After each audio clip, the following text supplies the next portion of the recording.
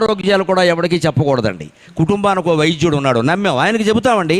బంధువు ఎవడో ఫోన్ చేయగానే ఈ మధ్య కొంచెం అదోలా అనగానే వాడు ఏం చేస్తాడు, మా దగ్గర కేరళ ఆయుర్వేదం ఉంది రమ్మంటాడు. ఇక విజయవాడ పనికిరాదు, హైదరాబాద్ పనికిరాదు, కేరళ పోవాలి. ఇప్పుడు ఏంటిది, ప్రతివాడు ఒక సలహా. అసలు మన అనారోగ్యాలు వాడికి ఎందుకు చెప్పాలంటే మనం, మన డాక్టర్ లేడా, మన ఇంట్లో భార్య లేదా, భర్త లేడా, వాళ్ళకి చెబుతాం, పిల్లలకి చెబుతాం, బయట వాళ్ళకి ఎందుకండి చెప్పకూడదు. ఎలా ఉన్నామంటే బ్రహ్మాండంగా ఉన్నాం, నీకేమైనా కావాలంటే చెప్పు, అంతే.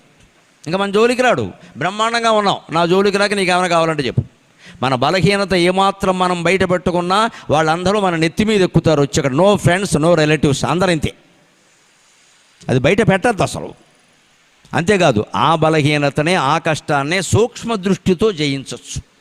సమస్యకి ఎప్పుడూ సూక్ష్మంగా ఆలోచించాలి. మాకు అవధానాల్లో సమస్యలు ఉంటాయి. అష్టావధానం అంటే 8 మంది ఉంటారు, అందులో సమస్య, దత్తపది, నిషిద్ధాక్షరి, వర్ణన, ఆసు, వ్యస్తాక్షరి, ఇలా 8 అంశాలు.